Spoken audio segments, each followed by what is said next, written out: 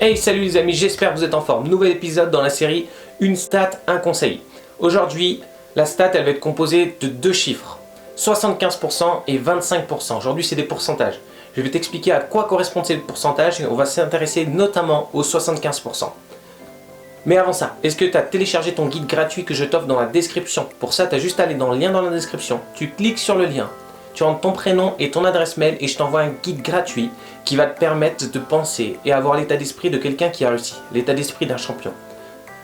Je le dis souvent, mais si tu veux avoir les résultats de quelqu'un qui a réussi, adopte déjà sa façon de penser et ensuite tu pourras avoir les mêmes résultats.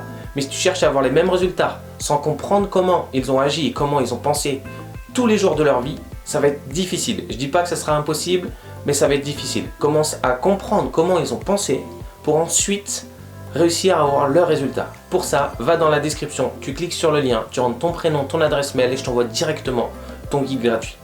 On revient aux stats qui est de 75% et 25%. À quoi correspondent ces pourcentages? Les pourcentages, ça va correspondre à la même chose mais de façon différente. Ça va correspondre en fait au temps de jeu. Ça veut dire 75 plus 25, 100%. Les 100% correspondent du début à la fin du match. C'est le temps de ton match. Ok.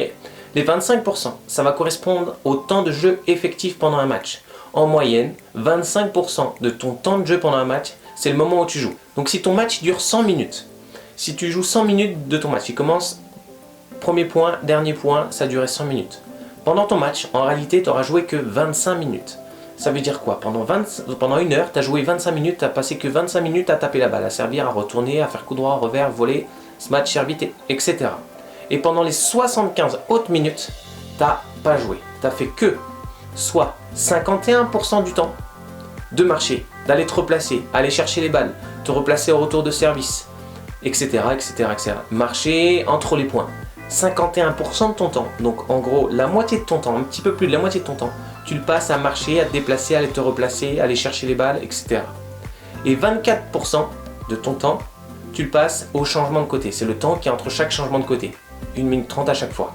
Donc sur tout un match, le temps que tu passes à ne pas jouer, donc à aller chercher les balles, à te replacer, à attendre que l'autre serve, ou attendre que l'autre se place au retour, à patienter au changement de côté pendant la minute 30, tout ça, ça représente 75% de ton temps. Donc ça veut dire 75 minutes sur un match. Et en fait, tu n'as que 25 minutes où tu dois être bon.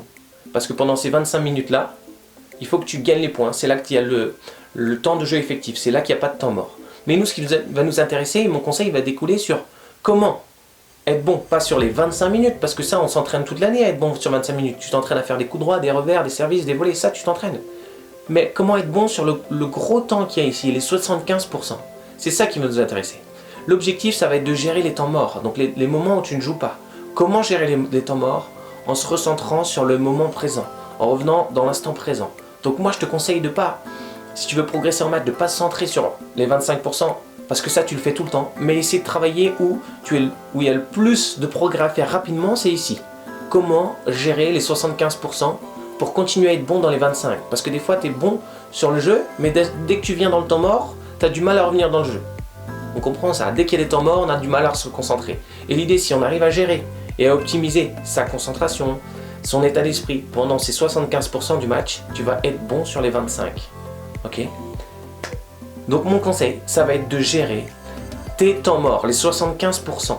Donc comment faire? Par des techniques de préparation mentale. Pour ça, regarde les prochains épisodes, parce que je vais te donner des techniques de préparation mentale pour gérer ces 75% du temps afin d'être le plus efficace possible pour pouvoir être le plus fort possible dans les 25% du temps qui te reste, c'est-à-dire le temps de jeu effectif.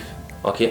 Pour ça, je vais te donner des techniques de préparation mentale. Je t'en donne quelques-unes vraiment, mais sans les détailler, parce que je les détaillerai dans de prochains épisodes. Des techniques de micro-méditation, des méditations très rapides et très courtes, la visualisation, l'écoute de ta respiration, l'écoute de tes sens, et il y en a encore plein d'autres. Pour ça, regarde les prochains épisodes, parce que je te donne des exos et des méthodes concrètes que je vais te faire essayer pendant les vidéos que je vais te faire, afin que tu les expérimentes et ensuite que tu les retransmettes en match, et à l'entraînement puis en match. Donc essaye et pense que pendant un match, en réalité tu joues pas beaucoup, et essaie de ne pas te concentrer spécialement et uniquement sur les 25%, concentre-toi aussi sur quand tu ne joues pas. Que fais-tu quand tu ne joues pas pour être efficace, pour être prêt quand tu vas jouer? N'hésite pas à liker, à partager ce contenu à t'abonner et à activer la cloche si tu veux recevoir les techniques de préparation mentale, micro-méditation, relaxation, écoute de sa respiration, etc., etc. dans les prochains épisodes. Parce que si tu regardes pas les prochains épisodes, ce que je t'ai dit aujourd'hui, ça te servira à rien. Tu auras compris que tu joues 25% à 75%, mais tu n'auras pas compris comment faire pour gérer ces 75% de manière optimale.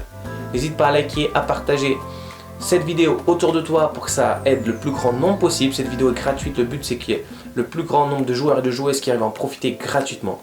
Et je te dis à très vite. Et n'oublie pas que le meilleur des coachs c'est toi-même. Tu es ton propre coach. Ciao!